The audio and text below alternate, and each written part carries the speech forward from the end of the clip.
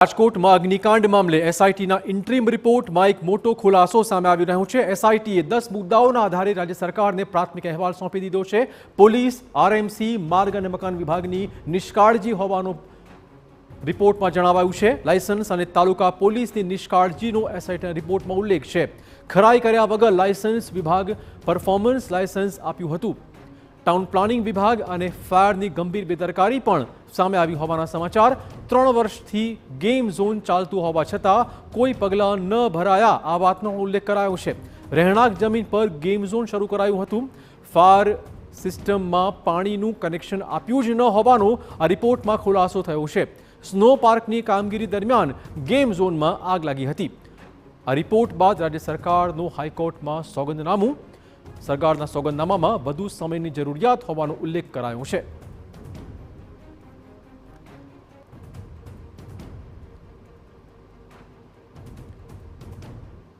તો આ રિપોર્ટ કેટલો ચોંકાવનારો છે, આખા કેસ પર શું અસર પડી શકે છે, રિપોર્ટની વધુ વાત કરવા જોડાશે અમારા સંવાદદાતા રોનક વર્મા। રોનક, જે રિપોર્ટ આવ્યો છે ખૂબ જ ચોંકાવનારો છે, આગામી દિવસોમાં તપાસની દિશા અને દશા બદલાઈ શકે તેમ છે।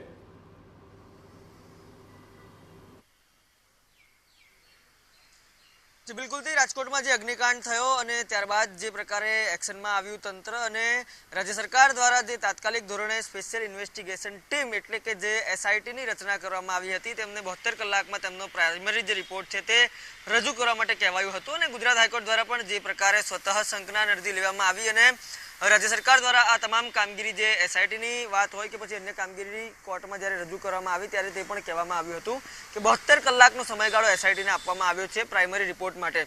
આ જે એસઆઈટીનો રિપોર્ટ છે તે રાજ્ય સરકારને સોંપવામાં આવ્યો અને જ્યારે સુનાવણી હાથ ધરાઈ કોર્ટમાં ત્યારે પણ તેમના દ્વારા કહેવામાં આવ્યું હતું કે જ્યારે પણ એસઆઈટીનો રિપોર્ટ આવશે ત્યારે તે કોર્ટના ધ્યાને પણ મૂકવામાં આવશે। આવતીકાલે ગુજરાત હાઈકોર્ટમાં આ સુઓ મોટો અરજી પર સુનાવણી હાથ ધરાય તે પહેલા રાજ્ય સરકારે ખૂબ જ મહત્વનું સોગંદનામું છે તે ગુજરાત હાઈકોર્ટમાં દાખલ કર્યું છે। આવતીકાલે સુનાવણી તો વિગતવાર હાથ ધરાશે, પરંતુ એસઆઈટીના જે પ્રાઇમરી રિપોર્ટમાં મહત્વના ખુલાસા થયા છે, આ ઉપરાંત જે અન્ય કમિશનર્સ છે ગુજરાતના તેમના દ્વારા પણ જે એક સોગંદનામું છે તે દાખલ કરવામાં આવ્યું છે। ખાસ કરીને એસઆઈટીના રિપોર્ટની વાત કરવામાં આવે તો એસઆઈટીના જે સભ્યો છે તેમણે શરૂઆતના 72 કલાકના તારણમાં કાઢ્યું છે કે જે ટીઆરપી ગેમ ઝોન છે એ સંપૂર્ણપણે ગેરકાયદેસર ચાલતો હતો। ન માત્ર થોડા સમયથી પરંતુ 3 વર્ષ જેટલા સમયગાળાથી ગેરકાયદેસર રીતે જે ગેમ ઝોન છે તે ચાલતો હતો।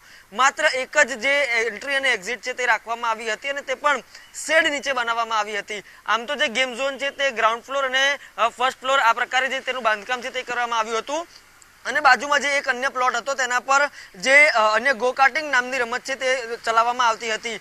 આગ લાગવા બાદ જે પ્રથમ માળ છે તે સીડી બનાવવામાં આવી હતી, 4 થી 5 ફૂટની આ સીડી, અને તે પણ ભયજનક હોવાને કારણે ફાયર વિભાગ કે અન્ય અધિકારીઓ ઉપર જઈ શક્યા ન હતા। એટલે કે આગ બુઝાવવાની કામગીરી હોય કે પછી અન્ય કામગીરીમાં આ પણ એક ખૂબ મોટું કારણ બની શકે કે ઉપર કેટલાય લોકો હતા તેને આ જ કારણસર બચાવી શક્યા ન હતા। આ ઉપરાંત જે ભયજનક વસ્તુઓ ત્યાં રાખવામાં આવી હતી જે આગ લાગવામાં ખૂબ જ ઝડપ કરે છે તેવી વસ્તુઓને બુઝાવવા માટે માત્ર ને માત્ર એકમાત્ર જે ફાયર એક્સ્ટિંગ્વિશર છે તે રાખવામાં આવ્યું હતું।